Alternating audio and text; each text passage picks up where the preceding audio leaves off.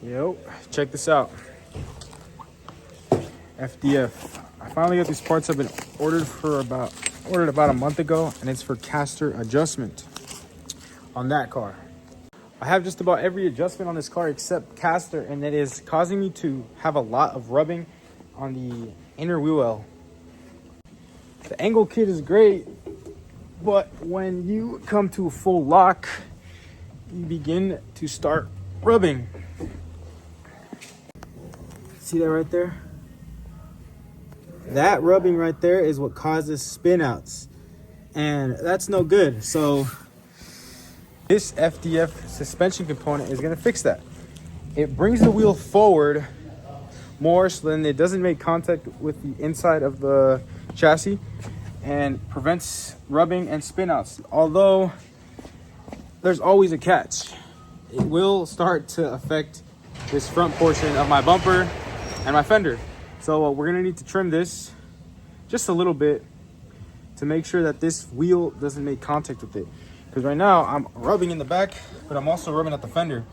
I pulled this out, but it's normally looking like this, and that's just no good. It's goofy and it doesn't look good. So we're gonna fix that.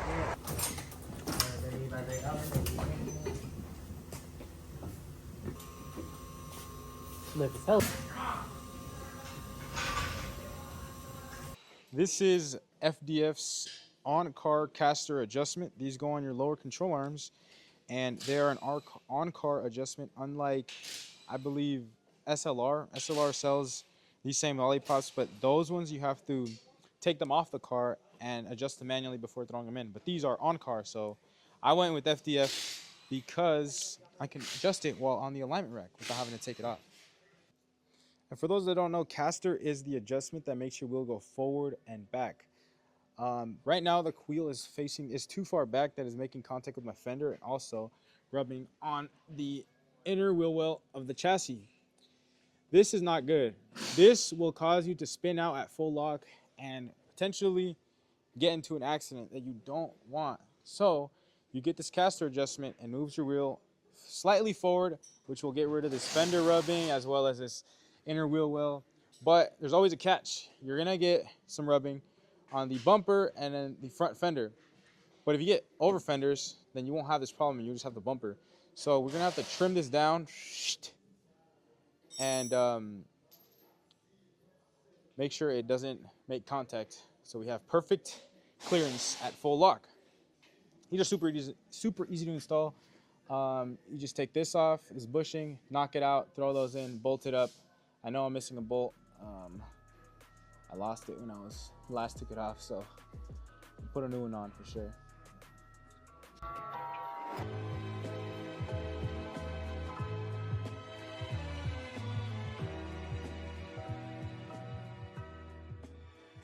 All right, here we go. Depending on the angle kit or lower control arm, you're gonna have to get different size lollipops. I'm running the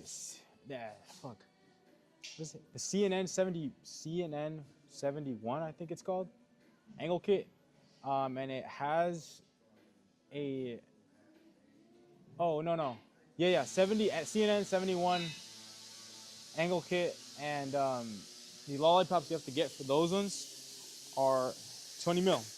On the website, it'll show FDF Lollipop M20, meaning 20 millimeter, and they just go on like this. If you do not get the 20 mil, it will not fit. The regular one is for the FDF angle kit, so if you're not running the FDF angle kit, make sure you grab the 20 mil ones, or else you're gonna have to return them like I did.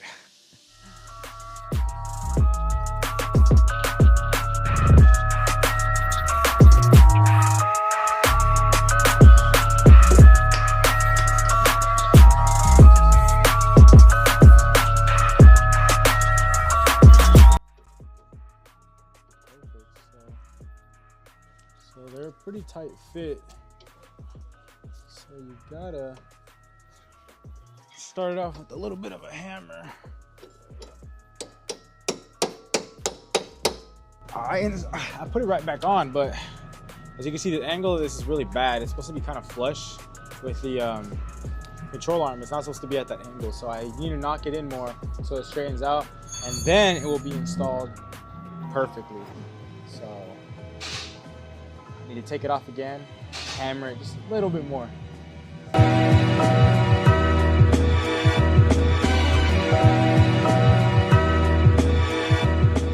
Now we're good. This side's all done.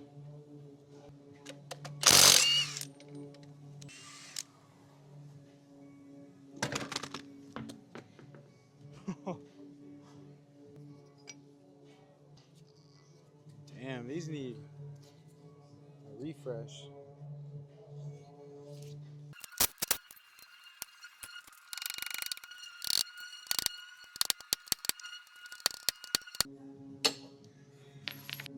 Ow! Ow! Okay, I was finally able to get it on. Boom, both bolts. It turns out threads aren't fucked up. It's just I couldn't get this. This was too far forward, so I needed to scoot a little back for this to sit flush. This bracket to sit flush with the chassis. But now that it's all nice and tight, we can make our adjustments. Boom, boom, boom. The further this comes out and gets pushed that way, the more negative castor we have. The closer together, the more positive. So we want more positive because, like I said, our wheel's touching. So let's get that positive and see what our wheel's gonna look like.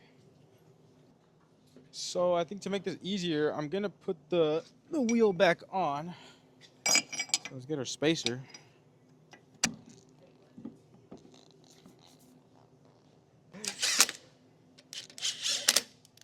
Okay, let's see where we sit right now. So where it's at right now. Oh damn, already? Oh no, yeah, we're touching. So we want more positive. Oh damn.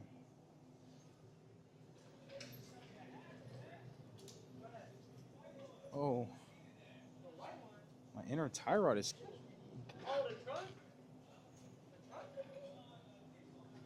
Oh, I'm discovering. Oh no. Well, my tie rod's about to go out, but it's all good. So let's bring this in more. Damn, since it's on the car, it's a lot harder to adjust. Okay, well, let's just take this out again.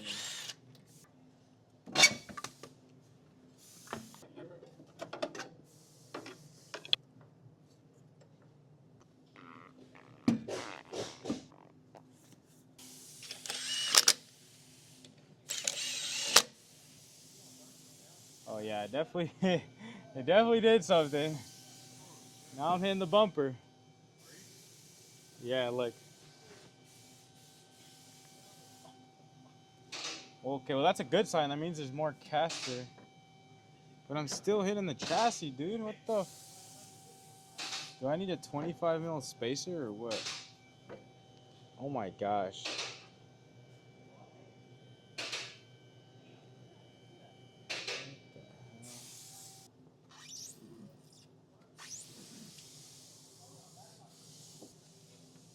You know what? I think this is good. I have this rack, not spacer, but it's like a limiter that you're supposed to put in when you install your angle kit. I never did it, but I think if I throw that in, it should get rid of the rub. There's rubbing. But what we're aiming for is like 6 degrees of castor. I think I might just need a bigger spacer. Or that limiter, but I don't have that with me. I think it's at my house. I don't think it matters. If I throw more castor at it, I don't think it's gonna make a difference because it doesn't change the amount of angle I get or how far the wheel pokes out of the fender, but it does affect how far forward and back it sits to prevent rubbing from this backside. Here, let me show you guys. To prevent rubbing from this backside, but I'm not rubbing here anymore got good clearance, but I am rubbing back here. So right now I have a 15 millimeter spacer, and I might need like a 25. Yeah, there's no more rubbing over here. It's not gonna contact the fender. It's not gonna hit this inner part of the wheel well, but it is hitting the bumper, which is fine. We're gonna trim it, but still hitting that backside. So either I add a bigger spacer, the rack limiter, or both. But unfortunately, I don't have any of those with me right now, so I'll catch you guys tomorrow. Wait, before then, I gotta match the other side, because if not, we're gonna have uneven, or we're gonna have ink, we're gonna have, man, just different fucking angles from left to right, and we don't want that, so we're gonna match. Actually, this side's already matched. Yeah, look, boom, and this side. Okay, we're good. I'll just continue this tomorrow, but I do have to drive home, so let's get this off the lift. That shit got my alignment, dead ass though. I know, it's fucked up. Alex spec. No,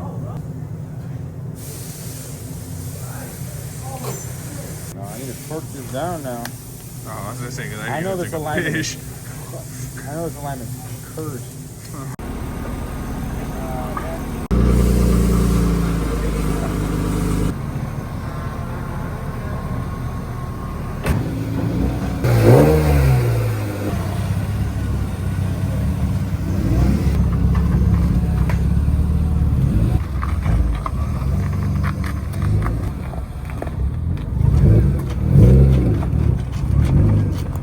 All right then. We gotta get it home, but we'll finish this up tomorrow. All right, it's the next day. Everything's installed and everything feels great, but the alignment sucks, so I'm gonna go get that done.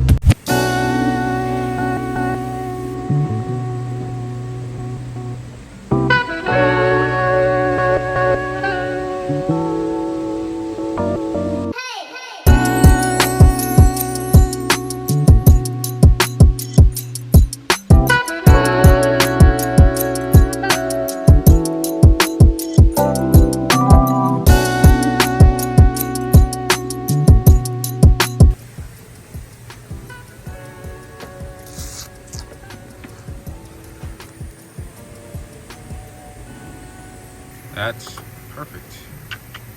The rear is already good. Well, unfortunately, I couldn't fix my rubbing issue. I don't have spacers for my actual wheels, so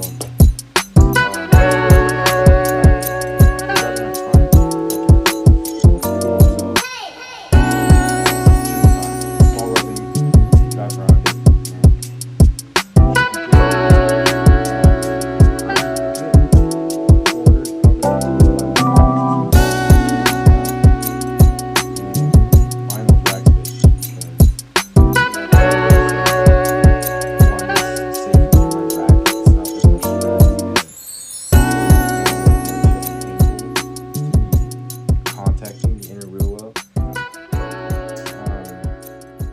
So yeah, that's the next step to fix my rubbing in the front as well as setup in the front. But that'll be it for today's video. Thank you for watching. Peace.